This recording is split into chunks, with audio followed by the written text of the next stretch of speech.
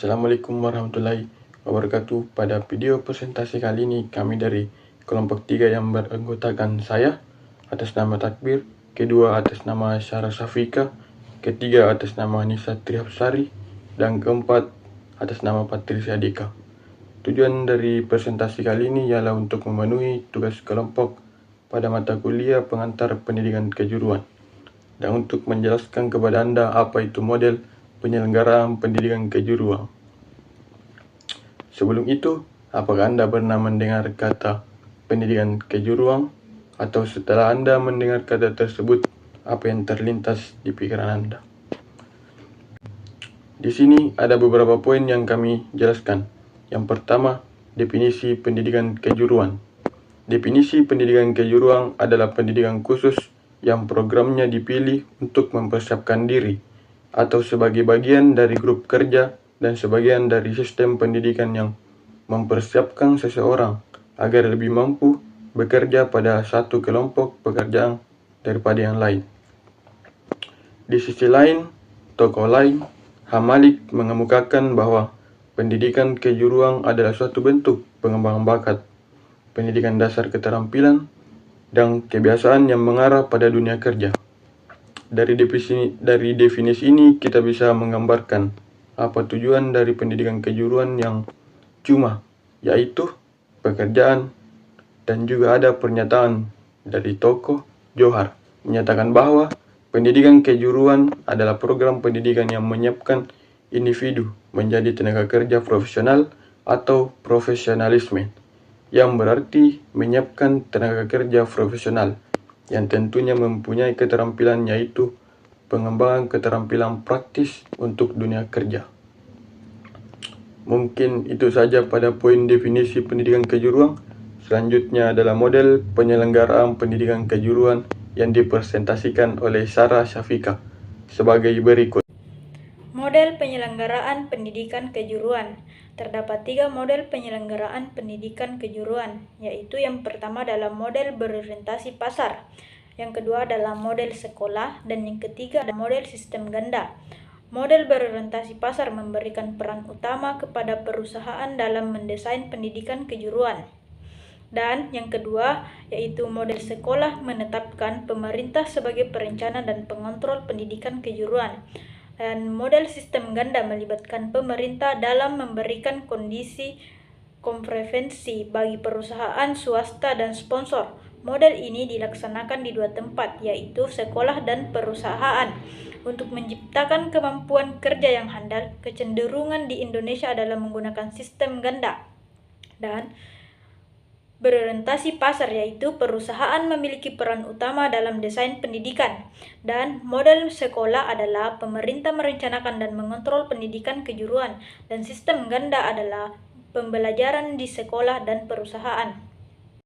Peran Standar Kompetensi Kerja Nasional Indonesia atau SKKNI adalah rumusan kemampuan kerja yang mencakup aspek pengetahuan, keterampilan, keahlian, dan sikap kerja yang relevan dengan pelaksanaan tugas. Tujuan penyusunan SKKNI adalah sebagai acuan dalam mengukur kemampuan kerja seseorang yang meliputi aspek industri. SKKNI digunakan sebagai acuan dalam mengembangkan program kursus dan pelatihan, melakukan rekrumen, menyusun uraian jabatan, mengembangkan program pelatihan dalam jabatan, dan merumuskan paket program sertifikasi sesuai dengan kualifikasi dan levelnya. Yang pertama adalah acuan pelatihan, mengembangkan program kursus dan pelatihan. Yang kedua adalah rekrumen, acuan dalam proses rekrumen tenaga kerja. Dan yang ketiga adalah sertifikasi, yaitu merumuskan paket program sertifikasi. Baik, perkenalkan, nama saya Patricia Dika. Di sini saya akan menjelaskan tentang slide kelima, yaitu Kerangka Kualifikasi Nasional Indonesia atau KKNI. KKNI adalah kerangka penjenjangan kualifikasi kompetensi yang menyandingkan, menyetarakan, dan mengintegrasikan bidang pendidikan, pelatihan kerja, dan pengalaman kerja. KKNI terdiri dari 9 jenjang kualifikasi dimulai dari jenjang kualifikasi pertama sebagai jenjang kualifikasi terendah dan kualifikasi ke-9 sebagai kualifikasi tertinggi. Jenjang kualifikasi merupakan tingkat pencapaian pembelajaran yang disepakati secara nasional, disusun berdasarkan ukuran pendidikan dan pelatihan yang diperoleh melalui pendidikan formal, non-formal, informal, atau pengalaman kerja, di mana level pertama itu melaksanakan tugas sederhana dan rutin.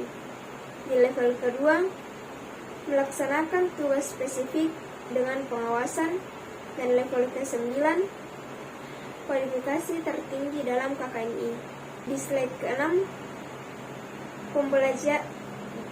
ke-6 kita akan membahas tentang pembelajaran berbasis dunia kerja, di mana pembelajaran berbasis dunia kerja digunakan untuk menyatukan semua jenis pembelajaran yang dihasilkan dari kebutuhan dunia kerja, pelatihan pekerjaan, pembelajaran informal, dan pembelajaran yang berhubungan dengan pekerjaan selain dari pendidikan dan pelatihan kerja.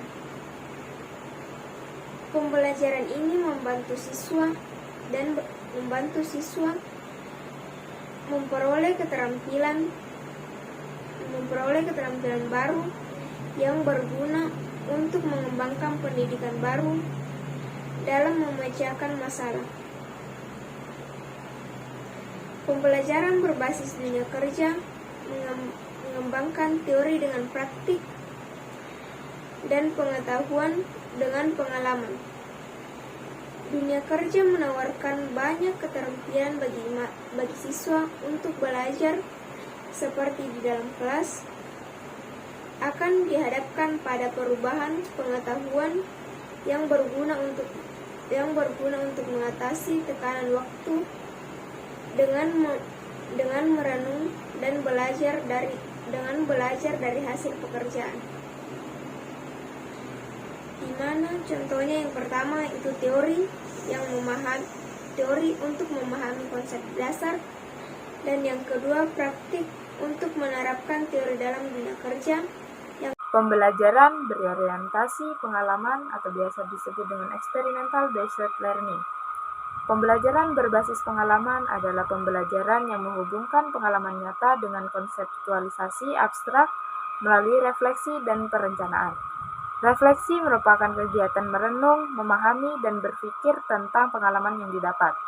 Perencanaan meliputi antisipasi penerapan teori dan keterampilan baru untuk diaplikasikan dalam pembelajaran. Prinsip utama pembelajaran berbasis pengalaman ialah pemerataan kesempatan untuk berbagi pengalaman dan pengetahuan bagi semua pihak, serta menyalurkan informasi secara horizontal.